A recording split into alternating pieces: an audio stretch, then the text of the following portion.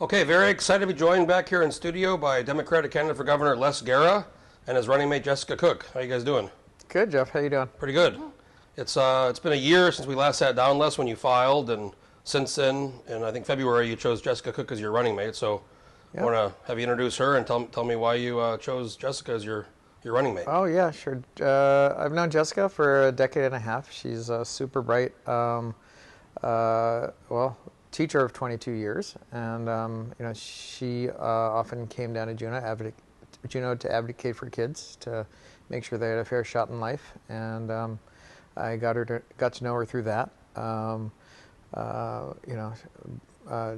She doesn't just have she's dogged. She doesn't just have one master's degree in education. She got her second, and now she's working on a doctorate. And I think excellence matters to her. The right of a kid to have a chance in this world matters to her, and that matters to me. The right for people to be trained so they can work in this world, so they can have a good paying job, matters to her. That matters to me. I just thought she'd be a great pick. Jessica, did you ever have any political ambitions? Tell me about when he asked you if you were like an automatic yes, or did you have to think about it? It wasn't an automatic yes. I had thought about running for school board while my children were in school. I teach in Anchorage. We live in the Mat-Su Valley. My children swore me to not run for school board while they were students in the Mat-Su Borough School District. I love teaching, and I hadn't thought of anything political until after my teaching career had ended. So I'm stepping out of the classroom a little earlier than I might have otherwise, but I think this is the right time for me to push pause on both my career and on my doctoral program. What's it been like, going into the lieutenant governor, statewide race, compared to some people run for legislature the first time? It's a little smaller. What's it been like the last 7 or 8 months running statewide for election? I've traveled around the state with NEA Alaska, getting to know educators and going and visiting schools, and it's not dissimilar. I'm still listening to Alaskans. I'm still learning concerns. It's just on a larger community level rather than on a school or school district level. And there are a lot of commonalities issue-wise, even though there are differences geographically and some differences culturally. It's been very exciting and enlightening. Les, I want to start by asking you about Roe v. Wade. This was, the court repealed that recently, and you're the only Democratic ticket, and you guys have been, your campaign's been out there kind of saying you're the only pro-choice ticket. There's another, Walker and Drygas are kind of pro-choice, but he's personally pro-life. So I want to ask you about their position versus your position and this issue, and how big of an issue do you think it's going to be in November? Look, I can't tell you how big of an issue it's going to be. I'm the only pro-choice candidate running for governor. I'm the only candidate running for governor who, while in office, didn't try and roll back a woman's right to choose. I'll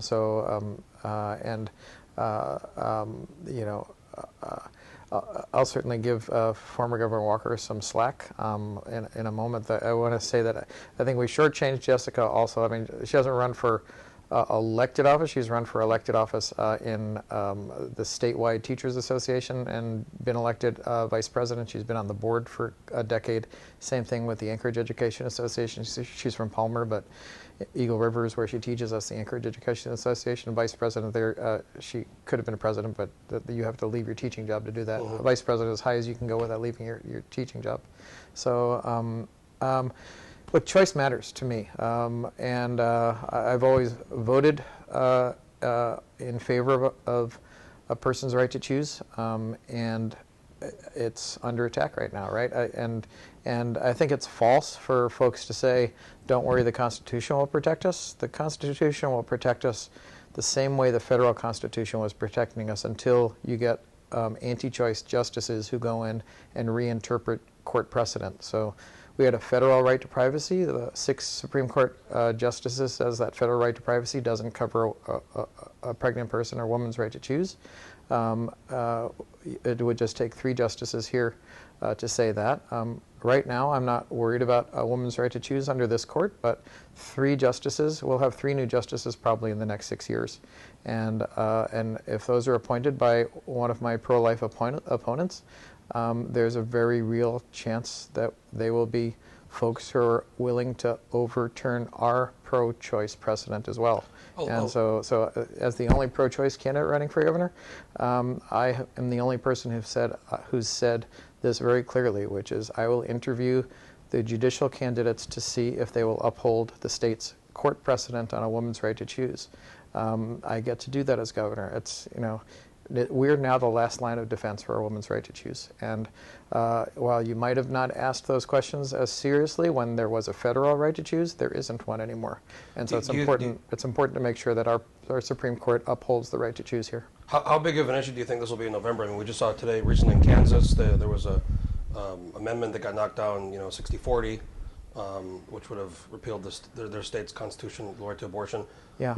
A lot of people showed up. I think it was not as close as a lot of people thought it was going to be in Kansas, conservative state. How big of an issue do you think this will be in our election here in, August primary, but then really the November in the general?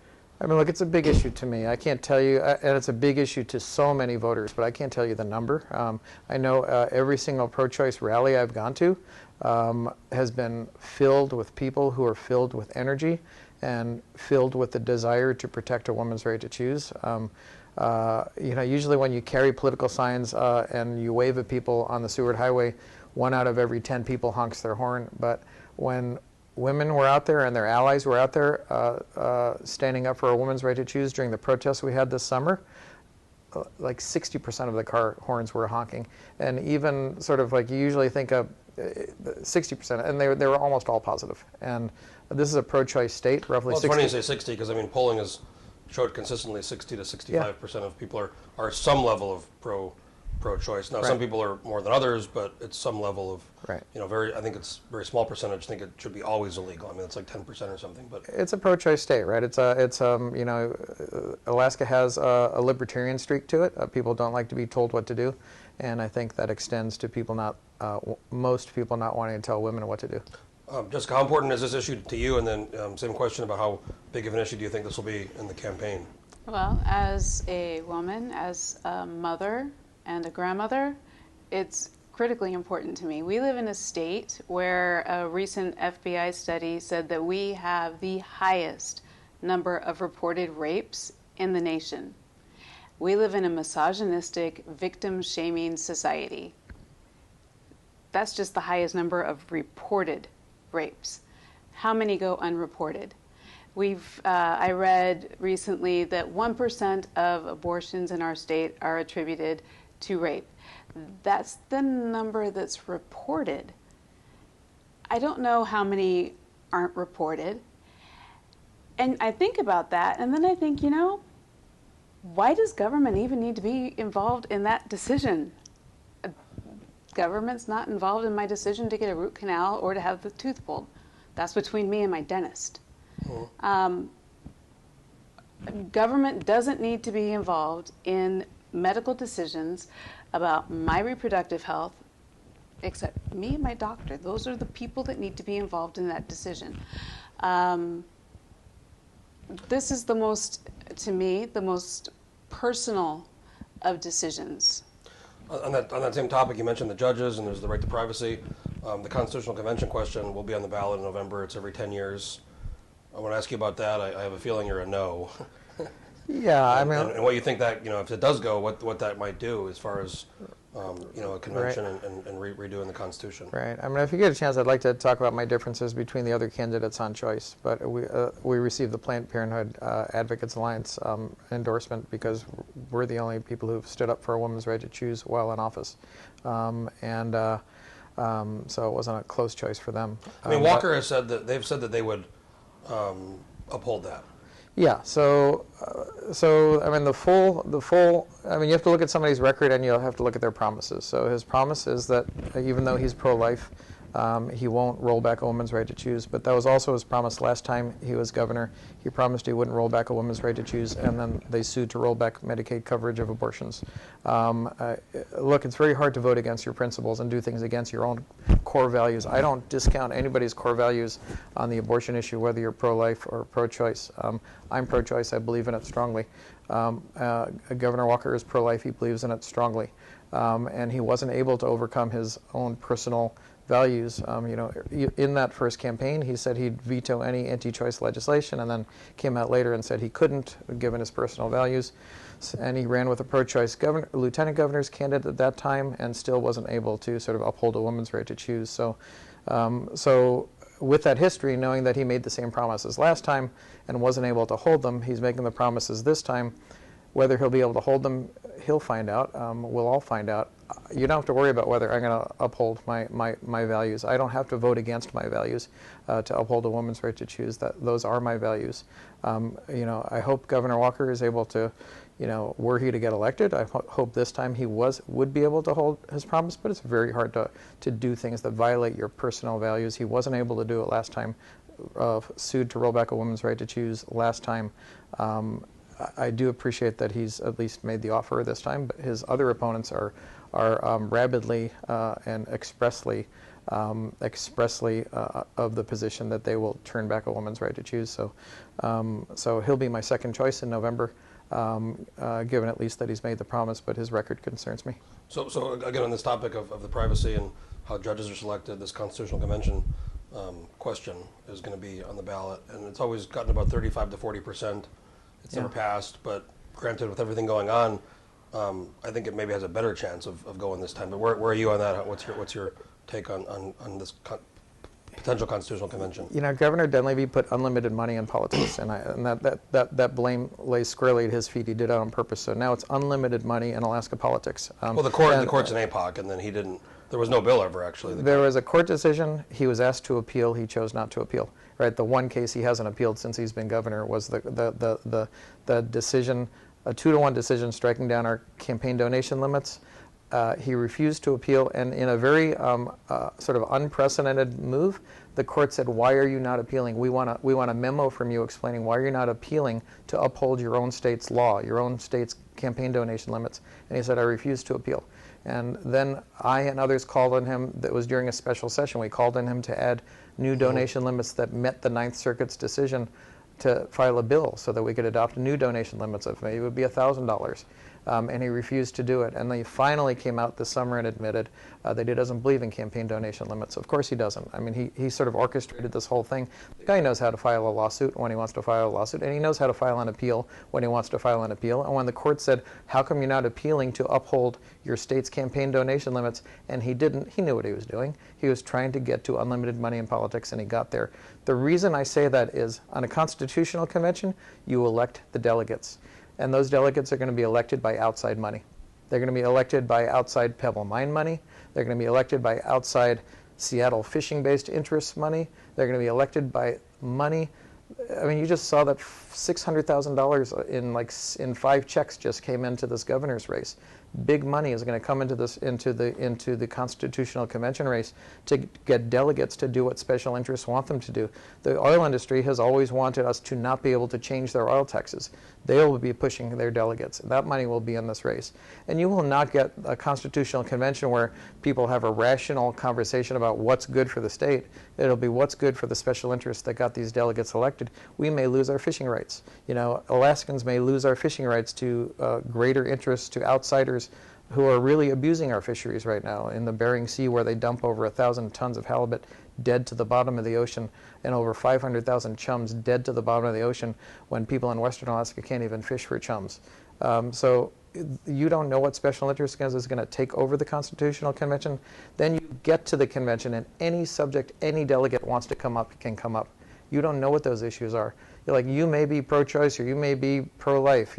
You might think that you can win that thing in a Constitutional Convention, and all of a sudden the convention becomes about, do Seattle-based fisheries take over take over our fish? One observation I've made is there are a lot of people, for different reasons, whether it's how judges are selected, privacy, dividend, whatever it might be, any issue, fishing rights, resources, the people that are aligned to pass it would become, in many cases, enemies after it happens, because they have different issues and they're aligned in different ways. So I think, yeah, it would be very, very complicated and probably messy. I mean, look at what happens in Juneau with the legislature. Imagine that kind of thing in a convention. I mean, it would be entertaining, I think, but it would be very unpredictable. You don't know which side's going to win, and it'll probably be the special interests that win. The oil industry has always wanted to cut the dividend because they want less pressure on oil taxes, right? The more money they can get you to get out of the permanent fund, the less they have to pay in oil taxes. They may get a bunch of people elected that cut the dividend to $500, right? You don't know. Just going to ask, we have a new voting system here, this open primary ranked choice. It's different than the old system. If you're successful, you'll be lieutenant governor. You'll be overseeing the elections. What do you think about this new system? And then also I want to ask you, there's been a lot of talk in Juneau and some legislators and some bills about elections and integrity. So first, this new system, what are your thoughts? And then how do you think the system right now in Alaska is, the election system, the voting system? Well, I'm very excited about the open primary. I was actually an undeclared voter for a long time. Because I didn't want to be pigeonholed into one particular party, I wanted to vote my conscience. I wanted to vote for the candidate I thought would best align to my viewpoint or my vision of what Alaska could and should be. And when you register with one party or another, when we had the closed primaries, well, then I had to choose that ballot. So I'm excited about the open primary. And the ranked choice, I don't have to worry about splitting the vote anymore. It's like, okay, I can pick this candidate or I could pick this candidate, and what happens is you've got these two candidates, you pick one or the other, and then the person you really didn't want to win the election walked right through the middle. That doesn't happen in a ranked choice election. So I'm excited to see how things will come out in November across the state, from... We'll get a little preview here in August for the special general for the House race, so we'll get a little bit of an idea of how that's going to turn out. Yes, it's exciting. As far as election integrity, Alaska has really good elections. I was disappointed with the number of rejected ballots that occurred in the special primary. And I think some of that was due to some miscommunication or misunderstanding with regards to the signature verification. The witness. Yes, with the witness and the notary, and there's this long list of people that could witness if they were available. And when you're out in rural Alaska, you might not have access to a notary public.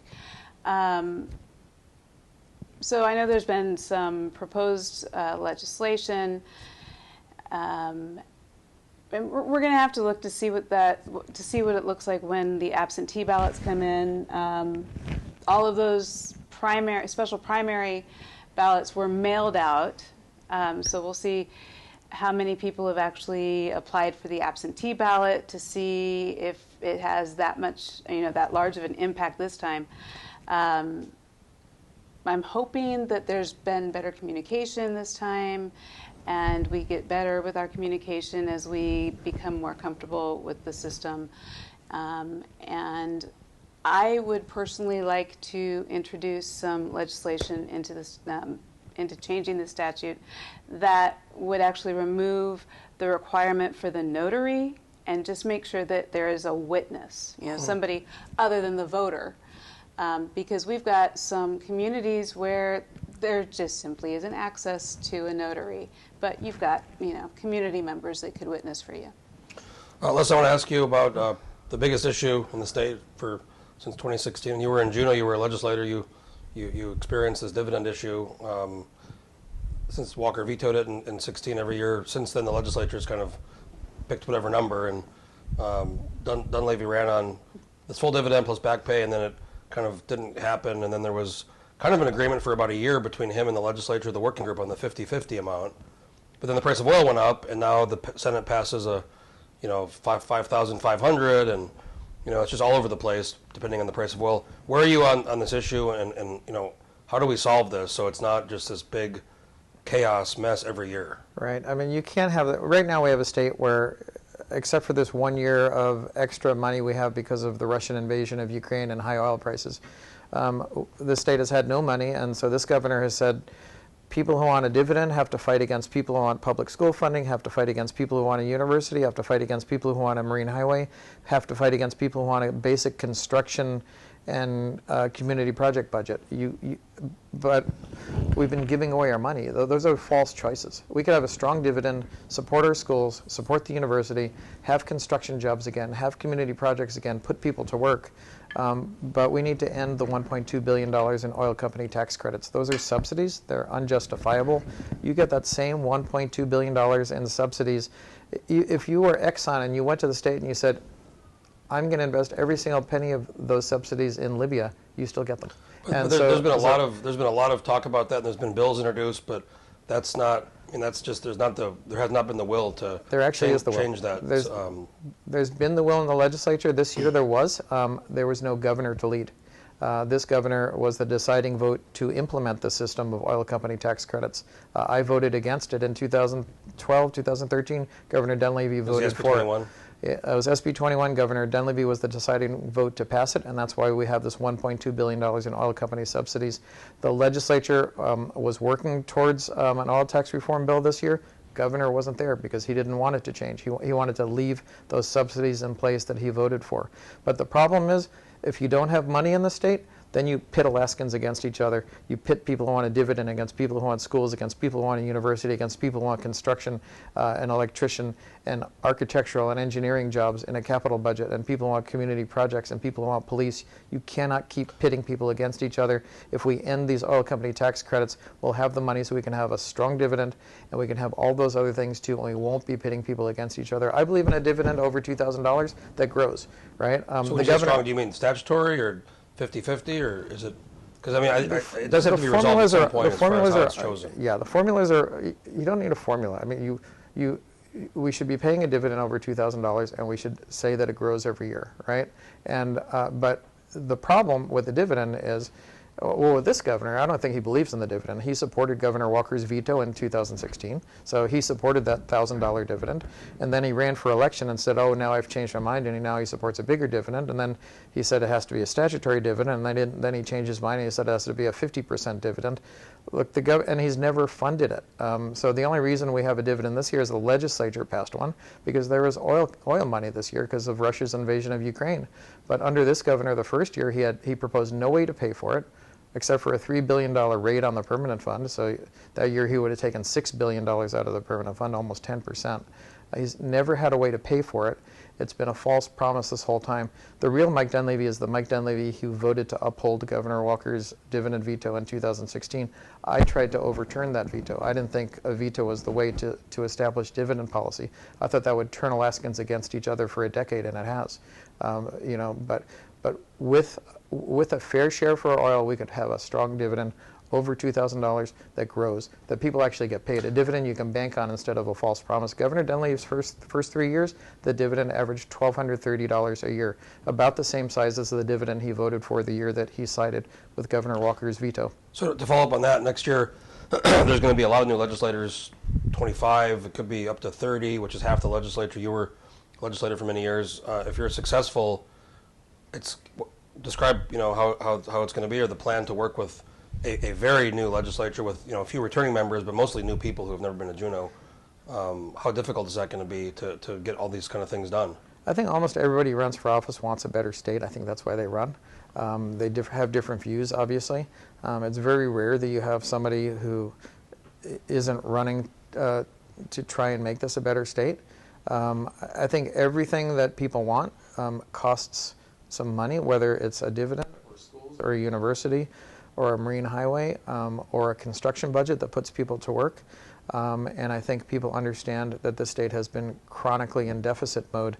And it's not a plan to say, oh, we have money because Russia has invaded Ukraine. That's not a plan, right? Russia's going to leave at some point. They better leave at some point. And oil prices are going to go back down again, and we'll be back in deficit mode. We need to have a stable foundation of revenue, and I think the first place, I used to be friends with Jay Hammond. He'd come over to my house, we'd have coffee, and he'd start out the conversation with me every day we had coffee and say, first you get a fair share for your oil. Right? And I mean, we're an owner state. Wally Hickel would say that. Wally Hickel and Jay Hammond were on my first press release on my first call for oil tax reform in 2004, when 16 of our 19 fields were paying no production taxes at all. Whether it's Wally Hickel who says we're an owner state, or Jay Hammond who says first we should get a fair share for our oil, that's your first step in a fiscal plan. I agree with both of those men. One was a Republican, both of them were independents at points in their lives, and both were Republicans at points in their lives, but they were right, and I agree with them. As an owner state, we should get a fair share for our oil. We should charge for our oil what Exxon would charge us if they owned it, like cut the right deal. Exxon would cut the right deal. We don't cut the right deal. Jessica, I want to ask you, there's 10 tickets running for governor, the top 5 that are raising money, 3 of them are Republican. There's only one Democratic ticket, you two. Describe kind of how that's been with being the only Democrats, and what do you think that's going to do? I'm going to right now say you guys are going to make it. So what is that going to do for November as far as being the only Democratic ticket, on the ballot? Well, I'm pretty proud of us as far as our fundraising has gone. Teacher's going to come out here for a moment because I am a 6th grade teacher for the last 11 years, and the root Dem means people. And when you look at the money that we have raised out of all of the campaigns, we have raised the most money from the most Alaskans. We don't have the big, gigantic $100,000, multi-$100,000, from outside donors. We don't. But we have the most dollars from the most Alaskans. And to me, that carries much more weight. And I think that is, the Alaskans vote. Outside donors, they carry that influence, and we'll see that influence as we move closer to November. Yeah, I was going to mention that. I mean, in the Dunleavy campaign, his brother gave him a couple $100,000.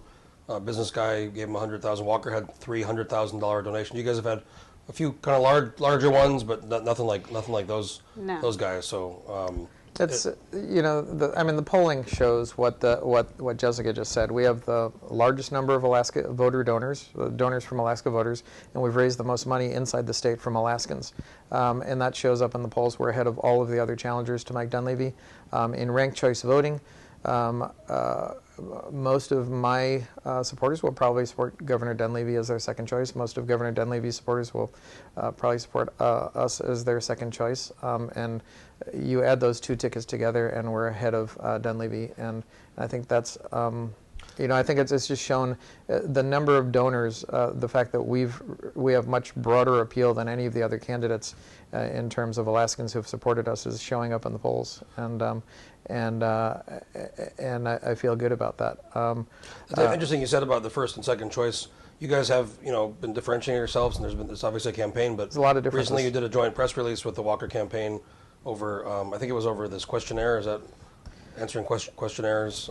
Yeah, Governor Dunleavy refused to answer press questionnaires, right? I mean, he doesn't have a plan for he's a man without a plan, really. And so he refused to answer questions on what his plan was for the future. I got the press questionnaires and I just answered them, right?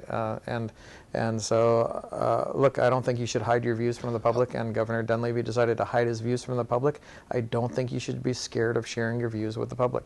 How did the joint press release come about, and is that something you think would have happened before with the old system? I don't know. I mean, look, I was going to file a press release. I heard they were going to file a press release. We decided to do a joint press release, right? Like, why do 2 press releases? Look, Governor Walker and I agree on some things. We disagree on a bunch of things. Like, I disagreed on the veto on the permanent fund dividend. I did not think that was the way to move forward. Governor Dunleavy agreed with him on that, right? I disagree with, I'm pro-choice. He's not. I don't know where he is. I can't honestly tell you where he is on equal rights. He's been marriages between a man and a woman for a long time. I don't know if he still believes that. But I believe in equal rights for everybody. Nobody told me I couldn't marry Kelly. I don't get to tell anybody who else they get to marry. That's not my business. It's not, and you did mention we're Democrats, but Democrats with a small d. I mean, there's a lot of stuff that happens on the national level where I think national Democrats and national Republicans don't understand state issues. They don't understand this is a hunting state, this is a fishing state. I don't believe in vaccine mandates. That was a federal issue at some point, and I guess I'm pro-choice on all of those. Pro-choice, you get to choose who you get to marry, you get to choose what you get to do with your body, and you get to choose whether or not you take a vaccine. I think you should. Across the board. I'm pro-choice. I'm the only pro-choice across the board candidate in the race, and the only pro-choice on women's rights candidate in the race. But Alaska. I think the national parties don't understand states like Alaska. They call us flyover states. They don't get it. People have guns in the state. They have firearms. They hunt. There's a right to self-defense. There's a right to bear arms. We disagree with our, I believe in oil development, right? I believe, oddly, we can use our oil wealth, if we get a fair share for it, to build renewable energy across the state. We could build cleaner energy across the state with our oil wealth. That's what we should be doing while there's still a demand for our oil. Well, that's the next thing I want to ask you about is this gas line's been talked about for decades, and the last, every governor's gotten kind of close. There was a GIA, Walker had the Chinese, Murkowski had a plan. The price of gas was down, and demand wasn't really an issue. There was plenty of supply. This Russia situation in Ukraine, this war has totally changed that. There's supply issues in Europe. The price of gas is up. We're at a unique spot with our proximity to Asia. Can we get a gas line? Is that something that we can finally get, or is there just going to be more talk? I voted for every governor's gas line project and tried to strengthen every governor's gas line project. I haven't liked them as they've been introduced. I wanted a local hire for our pipeline if we were going to build it, and I pushed local hire. I pushed provisions that allow Alaskans to offtake that gas at a fair price. The oil companies don't want you to do that. Anybody who wants a gas line wants to charge you a premium to take that gas off in Alaska. And so in every gas line plan, I've always tried to make sure Alaskans are able to offtake that gas for a fair price in state. I think the reality of the world is, this is a world that's moving towards clean energy. There is possible technology that allows us to bury the greenhouse gases that come out of natural gas, and that's promising technology, right? I think that's the way we're going to sell our natural gas. I don't know. I'll push a pipeline, right? But I think and I always have. But I think you have to recognize the reality that this is a world that's moving towards clean energy. So I think we have to keep the oil industry's feet to the fire to sort of do the research and to show that we can take the CO2 and put it in Cook Inlet possibly, and bury it in what they call sequester it. It's promising, but nobody knows the answer to that yet. So that has to move quickly, I think, if we're gonna have a gas line. Otherwise, you're pushing a gas line in a world that's asking for clean energy. We can try. We've tried forever, but I think the reality is the world's demanding cleaner energy, and you can possibly have very clean burning natural gas if you can sequester the CO2. Jessica, I want to ask you, if you're successful, what do you see as the major issue or the big issues here in Alaska for the next 4 years? You can pick more than one, but oh, good, because there are several. I used to say the main issue, and then everybody lists like 2 or 3. So now I say the main issue or issues facing the state. We have many issues. Right now, we are exporting people. We are hemorrhaging bright minds and workers and our young people, our future, because our university system has been decimated. The university system is the largest training provider for the trades, for degree programs, for these jobs that could be created if we had a construction and community projects budget, which we could fund if we did have more revenue in our state that we could capture if we were equal partners with our oil companies. And with these jobs, we could also, and a fully funded university program, we could actually attract people to Alaska with good paying jobs, and they would stay here because they would see a future to raise a family because we could fund our schools. It's go ahead. No, okay. Now you're getting me on my soapbox because now Great, we're getting around to schools. I have 5 special interests: Paisley, Jack, Coraline, Carter, and Winter. 3 of those special interests will be in schools at the end of this month. These are your kids. These are my grandkids. Grandkids. Okay. Yes. And I want the best for them. I want them to grow up here. I want them to have a future here in this state so that they can bring the 6th generation of my family that lives in this state and stays in this state. I have 5 generations of my family right now that live in Alaska. I don't want them to see no future here and leave. I don't want my children who live in Nikiski and Palmer right now to say, Mom, I can't find a job. I can't afford to, buy a home. My car broke down. I can't afford to buy a new car. I can't afford to put gas in the one I have. What kind of future are we providing for Alaskans? So it's all one big gigantic issue. It's an economic issue. Everything's an economic problem. Intertwined. Same question. What do you think issues in the next 4 years? Jessica hit on the sort of unspoken issue, which is by cutting our community project and construction budget, the budget that we use to maintain roads, the budget that we use to build energy projects and fix harbors. That averaged $500 million in state money until 2014. It's down, except for this year, of this election year with Russian oil money, it's down to $100 million the last 3 years. So the cut of $400 million out of the construction budget, according to the university, a study by them, numerous studies by them, $400 million of cuts to the construction budget. That's $400 million fewer laborers and electricians and architects and engineers and truck drivers, and then they have no money to spend in the private sector, and so it's less money at restaurants and a hardware store and for a contractor.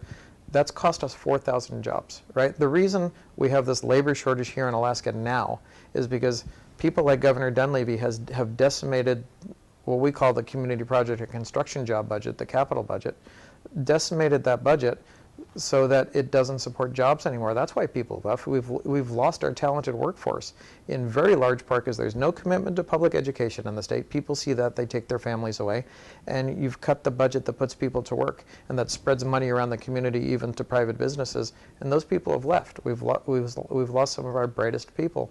We've got to change that. So Jessica's right.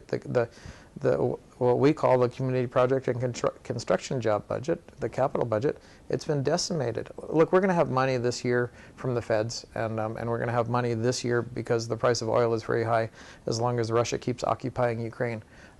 That's going to change, though, and we'll be back to needing a construction budget again to put people to work and do the projects around the state that need to be done. There are communities in rural Alaska that don't have a holding facility and therefore don't have a VPSO and don't have VPSO housing. You can't build VPSO housing or a holding facility for somebody who's committed a crime without money. These are the projects the construction budget used to fund.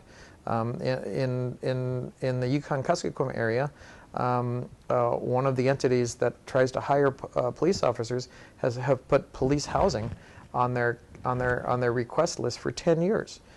How can you have a state in the 21st century that has over 50 communities without any police officers, where somebody becomes the victim of a crime and the criminal gets to lord over them for a day, 2 days? That's a terrible idea, right? We should have police in every community that wants one. There, as of a few months ago, there wasn't a single police officer anywhere in the Lake Iliamna region. We need to do better. We need to do better by our teachers, by our police, by our firefighters. They all deserve a pension. Right now we train we don't give a pension to police or firefighters or teachers or others, and so they have no incentive to stay. And what we become is a training ground where people work here for a couple of years and they move to a state where they can get a pension.